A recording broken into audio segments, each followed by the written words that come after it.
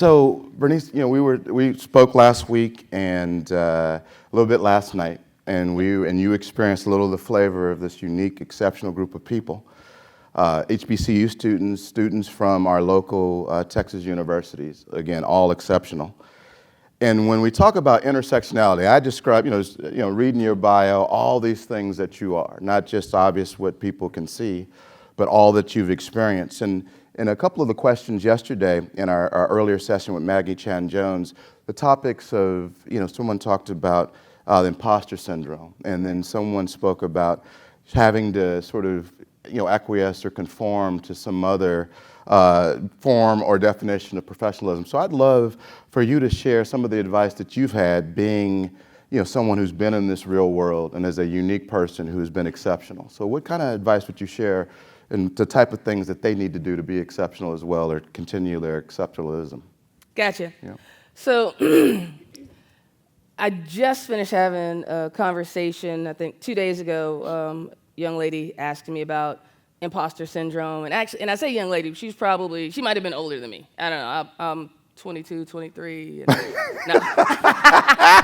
Now, I'll be 46 this year on September 22nd. Wow. Virgos in the hoop. Yeah. Right? Yeah. Libras, I'm right on the cusp. Yeah. And this is the thing, and many times it's a woman, right? A posting will come out, job position's open, it'll have 10 requirements. A woman has like 9.5 of them, and they're like, oh, I'm not qualified. Guy's like, I got half of one, I'm going for it. Right? It's like, it's not about, do you have everything already in the bag? Do you know everything? We don't call high potential talent high potential, for no reason. We believe that you have the qualities that it takes to grow into that leadership. So even if you don't have every single thing, the thing is, do you believe you can do it? Not have you already done it, because then you'd already be there, right? So when it comes to excelling and taking it to the next level, one of the things that I feel is essential that I've used my entire life, I just didn't know it, right, was my whole concept of gutsy. And what is gutsy? Well, it's a gutsy move, right? That's the action of it. In your gut, you know what's right. It takes guts to do it. But there's a catch. There's absolutely a catch.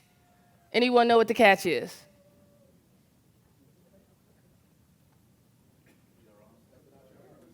Say again?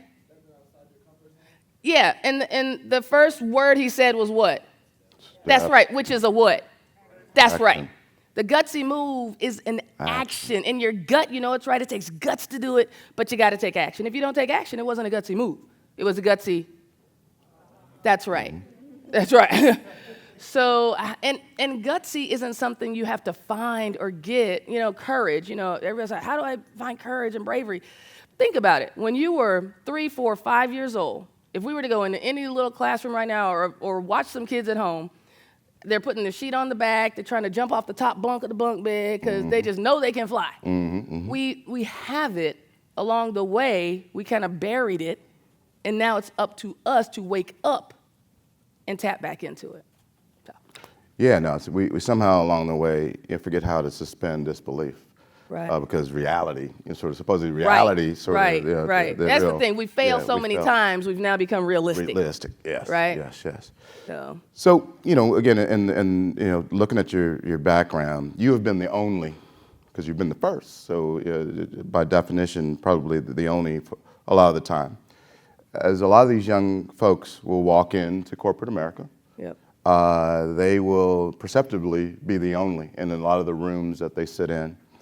So again, as you've been the only, could you give them some insight into, how did you deal with being the only and sort of, again, push through that to that next step? Yeah. So that only didn't really matter because there's some folks coming behind you.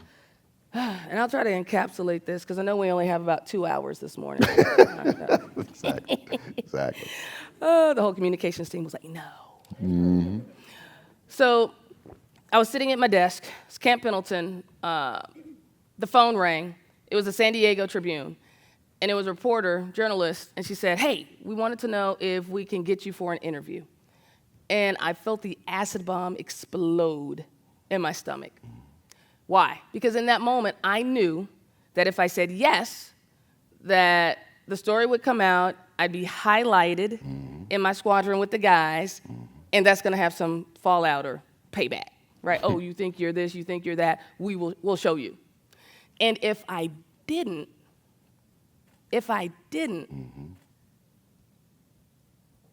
who am I not showing up for? Yep. Right? Those little girls, boys, whatever. I'm going to flip through a couple of slides here.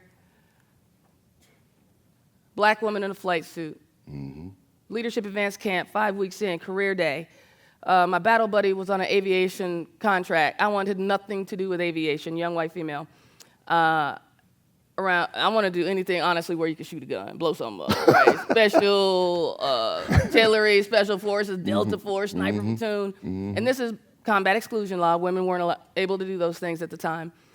And after going to all of these displays of that stuff, finally she said, Armour, can we please go to the aviation tent now? I said, fine. Black people don't even fly, right? Which is not true, Yep. right? Kind of like swimming. Right, exactly. We don't swim, Yeah. we don't fly, we don't snowboard, we don't ski, we don't jump out of pool. Yeah, right. Yep, Don't eat yep. sushi. I love sushi. Who likes sushi? If you didn't raise There your you hand, go. we That's got to what go out and try it. I'll let you get the fried shrimp tempura. We'll start you out We start you easy, slow. right? That's right, that's right. Went into the room. Well, it was a tent in the tree line. It was a little dim inside. And you know when you walk into a dimly lit room, how it takes a second for your eyes to adjust? Look towards the back. Black woman in a flight suit. I said, what? That is cool. My battle buddy's like, I told you, right? But in that moment, for me, it was the tangibility of the possibility. I could see her, touch her, talk to her, ask her questions. It was amazing. Blew my mind, right? And what if she had called in sick? What if she said I didn't want to do career day? What if she had quit in the middle of flight school? And I mean, there were plenty of times I was ready to just, rip these off, throw them on the ground, and walk away. And they are only on with Velcro. It would have been easy. And my mom said, baby, you did not work this hard, this long to give up now. Talking about that day planted a very strong seed in my head. Today I'm here with you because of that. Yeah. And it's the stand up and be counted, because you never know who's counting on you. It follows on this whole personal responsibility. We spoke the other day about, now we're going to get even more real. The personal responsibility not only to yourself and to be gutsy and make that move, and you ask the question, if I don't, who am I leaving behind if I don't do this? Yeah. But on the real, many times you'll get into the corporation, and you'll be happy. I got a job. I'm in here, and then the next person after you who looks like you don't take the necessary thing to ensure that you're moving them forward with you. You have that mindset that, well, I'm the only one, and they're going to only be one. Therefore, if I let them in, that's secure that spot. Right. So let's talk a little bit about what, the personal responsibility we all have to ensure that all boats rise. Right. Easy to say and easy to do. It's very simple.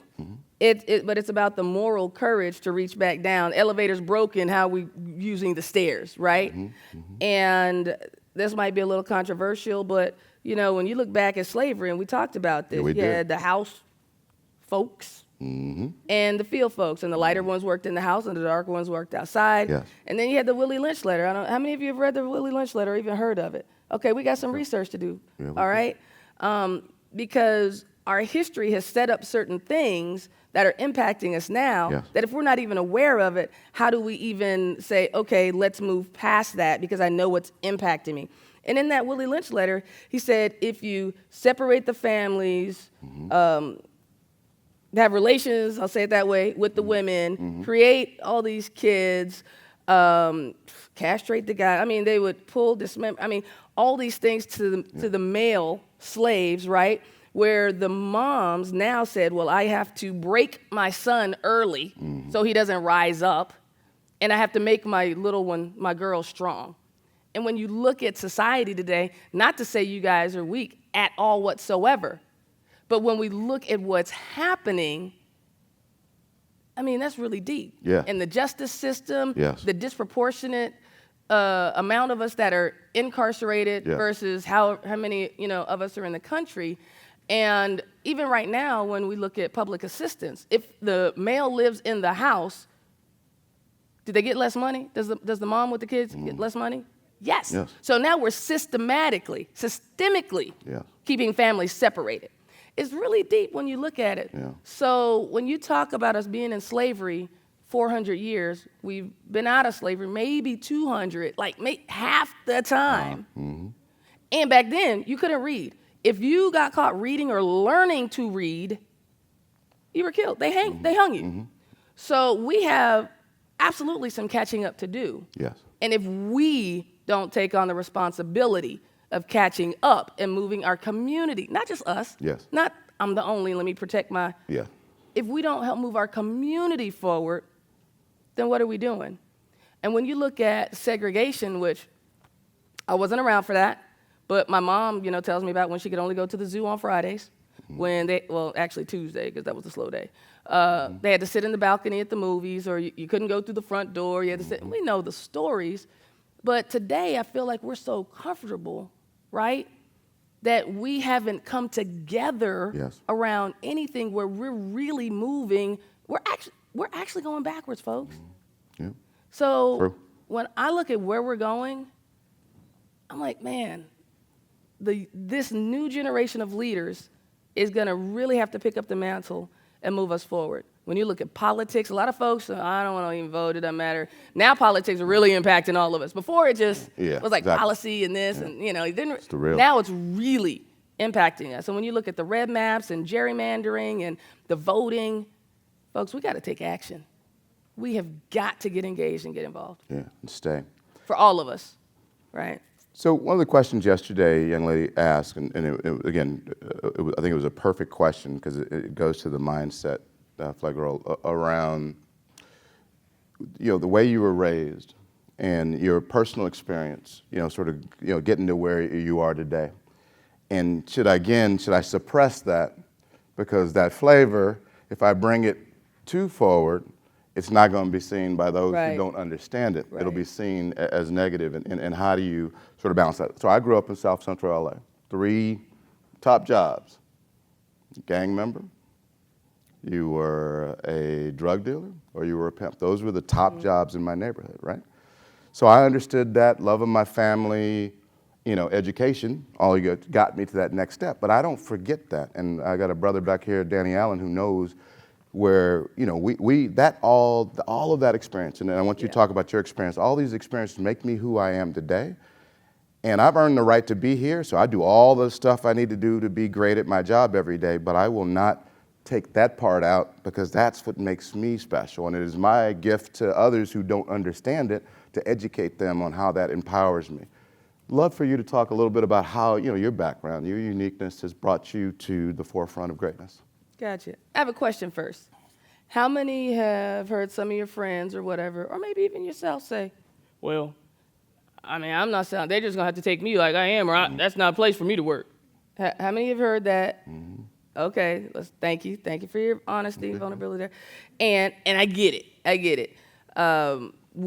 If you see, my hair in that picture is very short. And I probably hadn't even had a haircut yet right there in that photo. It was time for one.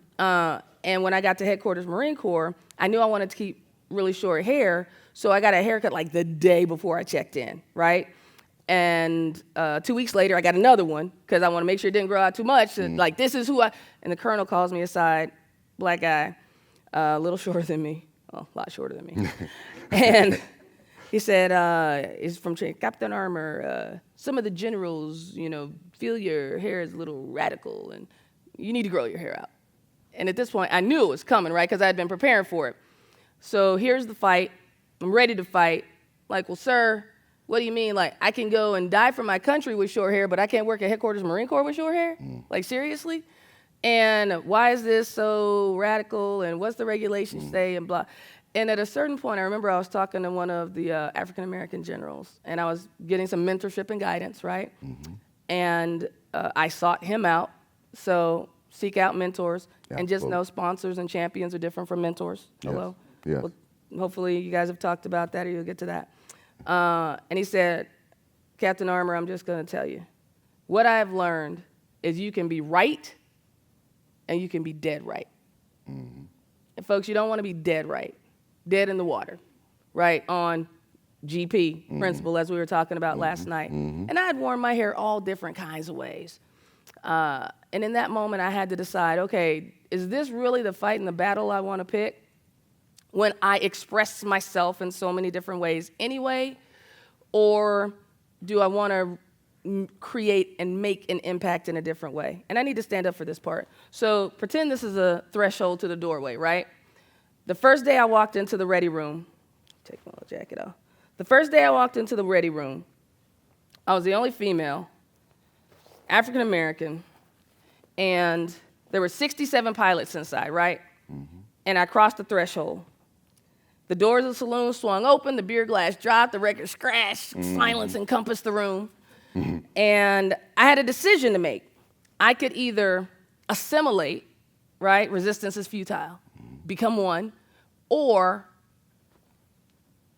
I could integrate. There you go. Bringing who I am there you go. With me.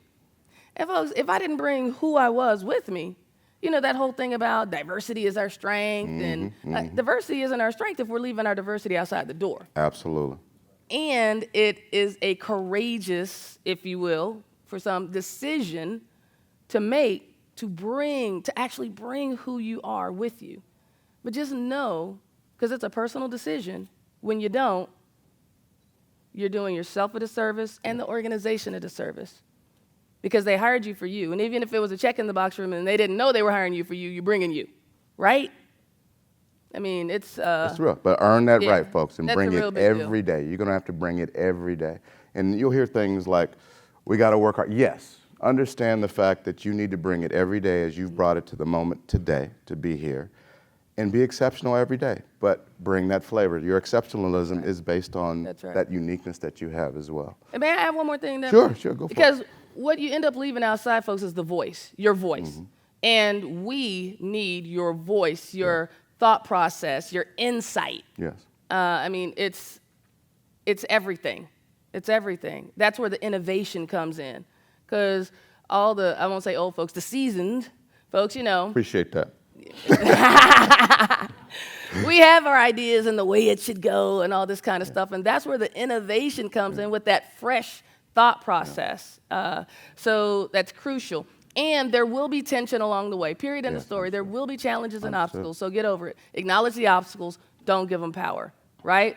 So when you feel that tension, that moment, example, I said, hey to Joe, I'm walking down the hall, Joe didn't say hello back. And we made eye contact. I know he heard me. So you know that moment when you feel you're like, wait a minute, what just happened? Yeah. Let me ask a question. Who in here you're married? Raise your hand. All right. See, all of us seasoned folks. Mm-hmm. So let me ask a different question. You are in a relationship, or you've ever been in a relationship ever in your life? Raise your hand. We didn't say it was a good relationship. We just said that right. You said you got to acknowledge the relationship. Right, look. And if the person next to you didn't raise their hand, well, that's a whole nother session. We'll work with them after, okay? Like, now, in that relationship, did you ever have any colorful conversation? Banter, debate, argument? Yeah. I mean, if it happened, and think about it, if it happens with the people you love, it's gonna happen with the people you don't. Absolutely. Period. It's inevitable. So when I was walking down that hall and he didn't say hello back, I could have jumped to conclusions, right? But the real thing is it could have been for any number of reasons. Because I had short hair, because I ride a motorcycle, he didn't like my jokes, I could bench press more than him, right? Yeah. Or because I was black, gay, or a woman. Mm-hmm. But the real thing is the moment I took my focus off of why I was there, lives were at stake. Yep. Think about that. The moment I took my focus off of why I was there, all because Joe didn't say hello. Let's put that in perspective. Lives were on the line. So my question for you in this moment is, what's at stake when you take your focus off of why you're here, why you're on this journey, why you're doing what you're doing, right? So this is about you, as we said. Yeah, thank you. Yeah, no, thank you for that testimony, girl. Preach. This is about you guys. We have some mics in the audience, I hope, because I would love, I mean, you guys had phenomenal questions yesterday. We want to leave more time for those questions. Anybody got a question on their mind right now? Right there. There you go. While the mic is going to them, Yeah. I have one thing to say. Yeah, you do your thing. In order to be successful, you got to get You gutsy. gutsy. There you go. You got to get gutsy, right? So go ahead, get the mic, Yeah. ask your question, and I ain't taking no clothes off, folks. I'll let y'all know that right now. This is about it. It's look, I'm happening sure right now. I'll have something to say. Good, good. All right, young ladies. If you could say where you're from again. Yes, I appreciate Okay, you. my name is Siri Goff, and I'm from Florida A&M. But I was just talking to one of my peers, and I was telling her how I feel like I have a hard time seeing myself at the top because there's not as much representation. And so for you to be somebody that, I mean, you did see somebody, but at the same time, you know, you still paved the whole way. Like, how did you, like, what did you use to get there? Like, what internally did you go through to actually get to that point? Because I feel like I can get to a certain spot, you know, upper management, CEO, just the top. And I want to make sure that, you know, I have everything internally to kind of get myself through that. Do you have everything internally you need to get through that? Yes, I think so. I hope so.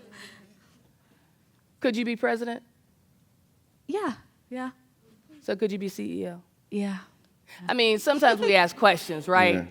And we really know the answer. And I get the gist of what you're saying. Like, how do you see more people in a place where you want to be so it doesn't feel so impossible, right? And no, there weren't any black female pilots in the Marine Corps, and there had never been one. And I remember reading this article, could you be the first? And I'm like, what? And I read it and read it and read it, and I kept it, and I read it and I read it. I mean, it was crazy. And the Marine Corps, they didn't accept me the first time I applied. Women could only apply once a year. They didn't accept me the second time I applied. They didn't accept me the third, so this is going on the third year. Now, attrition on applying is like over 80% after the first year, right? So in the fourth year of me applying, they were probably like, okay, this chick is not going away, right? Yeah, really give and her I a applied, shot. but man, what if I didn't? What if I hadn't kept going? When Barack Obama was running for president, I remember sitting on the train. I think I was in Miami, Fort Lauderdale, something like that. And this woman was reading the paper. He was on the front. And I said, hey, are you going to vote? And she's like, yeah, probably not. I mean, it's like, are you kidding? This is probably one of the most important elections ever. And when he first started running, I was like, oh, that's cool. I mean, not going to make it. Like, E for effort. Yeah. Right? But, like, really? Seriously? He caught everybody sleeping, even us. So my thing is, when you prepare, when you have intentionality, when you are focused, when our energy isn't scattered like a grenade or that fear, like when you go into combat that very first time, I remember I had to pull it back in and focus it like a finely tuned laser, burning through steel. You know, have you all heard that story about the guy who wanted the job or whatever, and the old man made him walk out into the ocean? He's like, do you want it, do you want it, do you want it? Then he put his head underwater, and then the guy couldn't breathe. He was wearing his good suit. Yeah, you know, some of you have seen that video. Go look it up. And when the old guy finally let him up, and he's like, what did you do that for? Like, why are you trying to? He's like, look, when you want that job, that thing, that life, as bad as you wanted that breath, then you got something. Got it. Right? So you got to go at it with everything. And when you fall down, because it will happen. When we were babies, the first step we took, we fell down, we got back up. You dust yourself off and you take off with 100%. Don't just complain about it, play the victim. Why'd this happen to me? What if our ancestors had done that? All right. Real talk. Next question, crowd. Right there. Young. Then we'll come to you. We'll come to you right after. Good morning. My name is Good Nia morning. Randolph. I am a senior from Dillard University. Yes. And you kind of touched on this a little bit with the Willie Lynch letter, but how or in what way did you find a wherewithal to overcome discouragement internally, like from your own community or from your own family in that matter? Because it's definitely a different type of pain when it comes from your own. Absolutely. Absolutely. And this is going to be deep. The discouragement I find that impacts people the most is absolutely from the closest people to you. Number one, you. Are your thoughts your biggest obstacle? Can't say it. But I know what you're talking about. And, you know, fortunately for me, I had a family that was supportive. Now, my parents did not want me to be a police officer. They didn't want me to be a Marine. My dad definitely did not want me to be a Marine. There he is right there, American hero, amazing dude, right? And he's my stepdad. So many people say, oh, you guys look just alike, you know. But that's another cool, statement. that's Yeah. cool, that's cool. We've been together so long, we started looking like each other, right? Yeah. And what's for you is for you. Your insights, your gifts. And most of the time, the big crazy thing, the thing that you have to be gutsy to go after, nobody else is going to understand it because it's yours.